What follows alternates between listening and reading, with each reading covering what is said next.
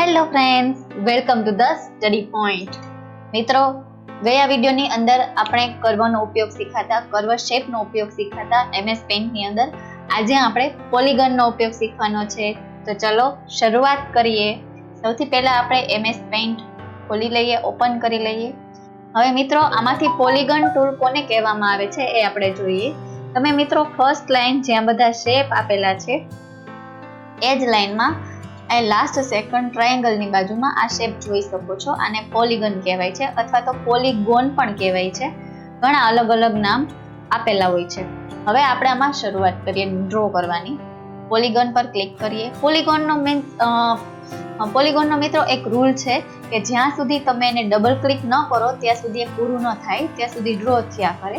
અથવા તો જ્યાંથી તમે સ્ટાર્ટિંગ પોઈન્ટ એનો લીધો હોય ત્યાં ફરીથી ક્લિક કરો તો જ તમે ડ્રોઈંગ છે પૂરું કરી શકો. આપણે બે રીતે જોઈએ.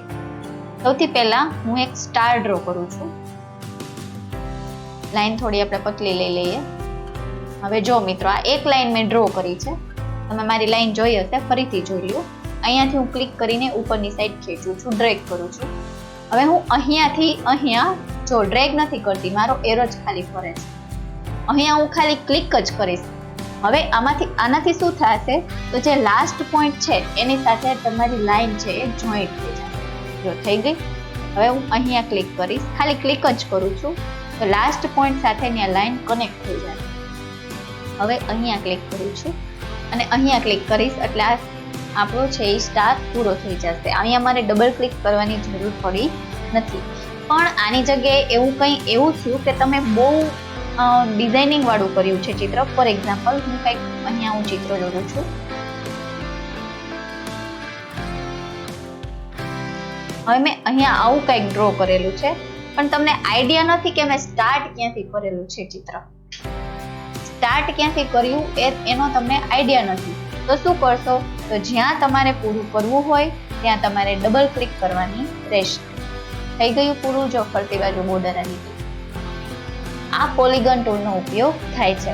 હવે આ જ પોલિગન ટૂલમાં જો આપણે કલર વાળું આપણે પોલિગન દોરવું હોય, કલર વાળું આપણે ડ્રોઈંગ કરવું હોય તો શું કરીએ, તો પહેલા પોલિગન લઈ લઈએ, કોઈ બી એક કલર લઈ લઈએ. કલર 1 બી લઈ લઈએ, કલર 2 બી લઈ લઈએ. કલર 1 છે એ થોડો ડાર્ક રાખું છું, આ જ કલર રાખીએ. રેડ. કલર 2 છે એ હું થોડો યલો કલર રાખું છું. અને હવે આપણે ડ્રો કરીએ પોલિગનથી. ફિલમાંથી અહીંયા સોલિડ 3 માર્કર તમે કોઈથી લઈ લો, કોઈ પણ એક ઓપ્શન. ફોર એક્ઝામ્પલ હું અત્યારે લઉં છું નેચરલ પેન્સિલ. અને હવે આપણે ડ્રો કરીએ. જો આ તમારી ફર્સ્ટ લાઈન છે. ફર્સ્ટ લાઈનમાં તમને કંઈ ઇફેક્ટ નહીં દેખાય. જેવી તમે સેકન્ડ લાઈન ડ્રો કરશો એવું તરત કલર વાળું આવી જશે. જુઓ, જોઈ શકો છો તમે. જુઓ કેટલું સરસ લાગે છે ને સરસ. હવે બીજું એક શેપ ડ્રો કરીએ. કલર 1, 2 આપણે મિત્રો ચેન્જ કરતા જઈએ એટલે આપણને થોડો વધારે આઈડિયા આવે. વ્યવસ્થિત ટ્રાયેંગલ ડ્રો કરીએ.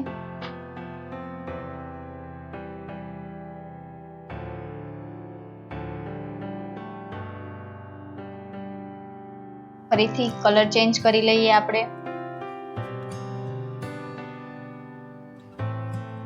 હવે આપણે સ્ટાર ડ્રો કરીએ છીએ.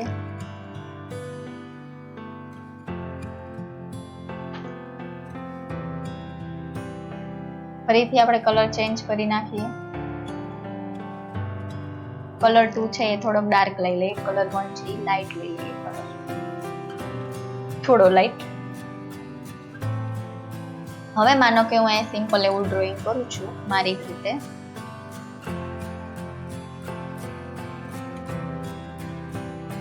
જો તમે જોઈ શકો છો કેટલું કલરફુલ બી લાગે છે અને કેટલું સરસ બી લાગે છે.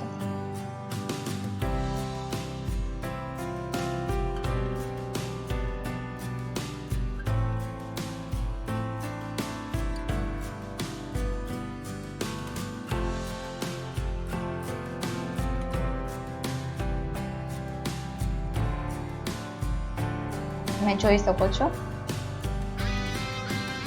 આનો બેકગ્રાઉન્ડ ભી આપણે કલર કરીએ. બેકગ્રાઉન્ડ મીન્સ આપણે બેક સાઈડ કલર કોઈ બી એક કરી લઈએ એટલે આપણું ડ્રોઈંગ છે એ થોડું વ્યવસ્થિત દેખાય. ઓકે,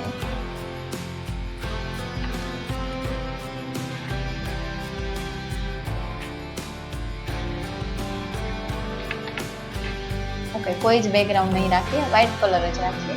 મિત્રો, આ પોલિગનનો ઉપયોગ છે. ફોર એક્ઝામ્પલ કે મારે એક કાર દોરવી છે સિમ્પલી પોલિગનથી, તો કઈ રીતે ડ્રો કરી શકો છો એ જોઈ લો તમે. આ પોલિગન લીધું છે ફર્સ્ટ ઓફ ઓલ, અહીંયાથી અહીંયા. ઓકે, અહીંયા સીધી લાઈન દોરીએ આપણે,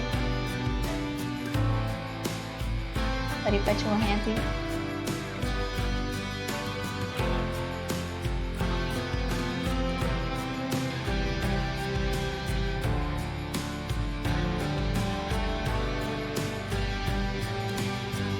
ફરીથી એક વખત ડ્રો કરી લઈએ મિત્રો.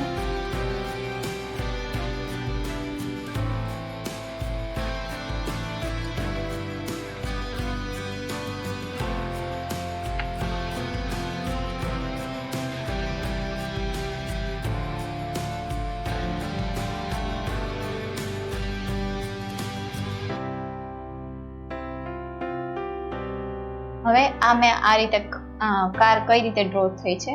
હવે આને આપણે પહેલા વ્યવસ્થિત કરી લઈએ. નીચેની લાઈન છે હું ઇરેઝર જ કરી નાખું છું. ઇરેઝર થોડું મોટું કરી લઉં.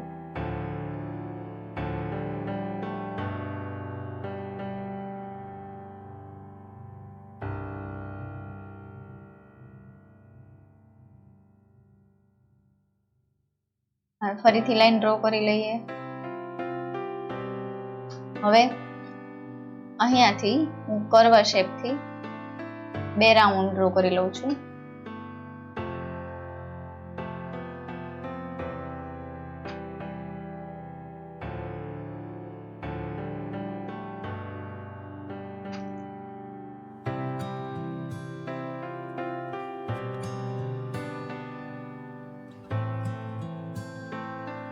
હવે વધારાનું જે છે એ ઇરેઝ કરી દઈએ. પોલિગોન શેપથી તમે આવું પણ ડ્રોઈંગ કરી શકો છો. મિત્રો, આની અંદર આપણે હજી કલર ફિલ કરી લઈએ, કોઈ બી એક કલર. સોરી, અચ્છા, કલર 2, કલર 1 આપણે ચેન્જ કરી લઈએ. ઓકે મિત્રો, આપણે પોલિગોનથી આટલા શેપ ડ્રો કર્યા છે.